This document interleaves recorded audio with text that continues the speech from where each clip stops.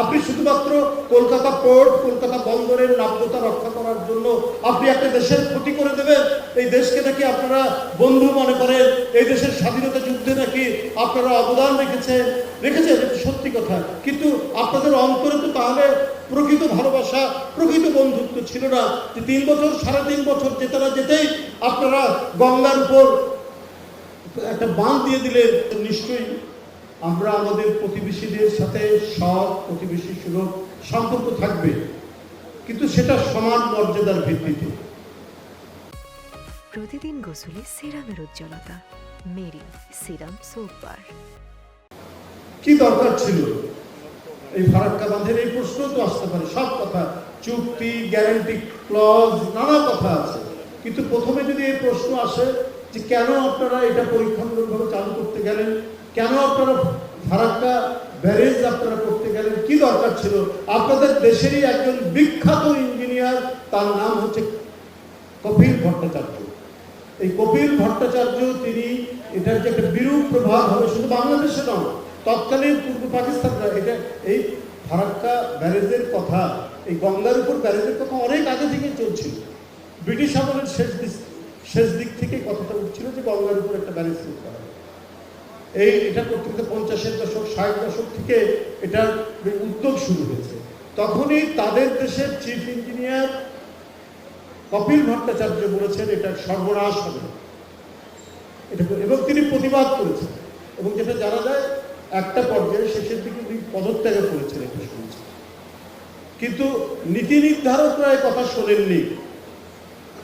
শুধু কি তাই, বিহারের বর্তমান সরকারের আগে সরকার, নীতিশ কুমারের সরকার, তিনি বলেছেন ফারাক্কা বাঁধ ভেঙে দাও। ভারতের ভিতর থেকে বলা হয়েছে। এটা শুধু বাংলাদেশের উপর বিরূপ প্রভাব ফেলছে না, ক্ষতি করছে না, এটা ভারতকেও প্রভাবিত করছে, বিরূপ প্রভাব ইয়ে করছে। বিহার ডুবে যাচ্ছে, অসময়ে বন্যা হচ্ছে, একটা ভয়ঙ্কর পরিস্থিতি তৈরি হচ্ছে। নীতিশ কুমার তাকে স্পষ্টভাবে তার সেই বক্তব্য আপনারা এখন ইউটিউবে বা বিভিন্ন জায়গায় দেখবেন।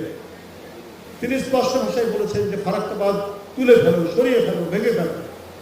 মেধা পাটকার নর্মদা বাঁচাও আন্দোলনের নেত্রী, তিনি বলেছেন ফারাক্কা থাকলে সবচেয়ে বড় এর মানে আলটিমেট বিরূপ প্রতিক্রিয়া পড়বে, খারাপ প্রভাব পড়বে ভারতের উপরে, এটা ভেঙে ফেলা দরকার। হিমাংশু ঠাক্কর একজন অ্যাক্টিভিস্ট, তিনিও এই কথা বলেছেন, কিন্তু কর্ণপাত করেনি। এটার উদ্দেশ্য তো তখনই মনে হবে যে এটার উদ্দেশ্য ভালো নয়। আপনি শুধুমাত্র কলকাতা পোর্ট, কলকাতা বন্দরের নাব্যতা রক্ষা করার জন্য আপনি একটা দেশের ক্ষতি করে দেবেন? এই দেশকে নাকি আপনারা বন্ধু মনে করেন, এই দেশের স্বাধীনতা যুদ্ধে নাকি আপনারা অবদান রেখেছেন, এটা সত্যি কথা, কিন্তু আপনাদের অন্তরে তো তাহলে প্রকৃত ভালোবাসা, প্রকৃত বন্ধুত্ব ছিল না।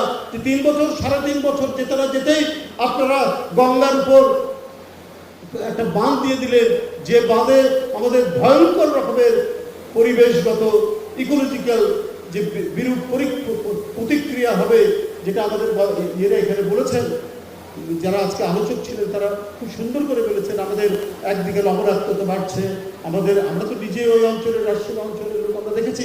আরে আমরা কোনোদিন শুনিনি যে বরেন্দ্র এলাকায় মাটির নিচ থেকে যে পানি উঠে তার সাথে আর্সেনিক পাওয়া যাবে। আর্সেনিক হচ্ছে একটা বিষাক্ত রাসায়নিক দ্রব্য প্রায়, এবং এই রাসায়নিকের কারণে ভয়ঙ্কর আপনার অসুস্থতার জন্ম দিচ্ছে এই অঞ্চলে, এই পদ্মা নদীর 2 পারে। একদিকে কুষ্টিয়া, যশোর এই অঞ্চল, আরেকদিকে হচ্ছে এর যে পূর্বপাড়, এই রাজশাহী, রংপুর, পাবনা, সিরাজগঞ্জ এই অঞ্চলে ভয়ঙ্কর পরিস্থিতি তৈরি হচ্ছে। তাহলে কি বলে, কলকাতা বন্দরের নাব্যতা রক্ষা করার জন্য আপনারা একটা দেশের কে নানাভাবে এর যে মানে প্রাণ বৈচিত্র্য, এর যে নদীর বৈচিত্র্য, সেটাকে আপনারা মানে ধ্বংস করে দেবেন।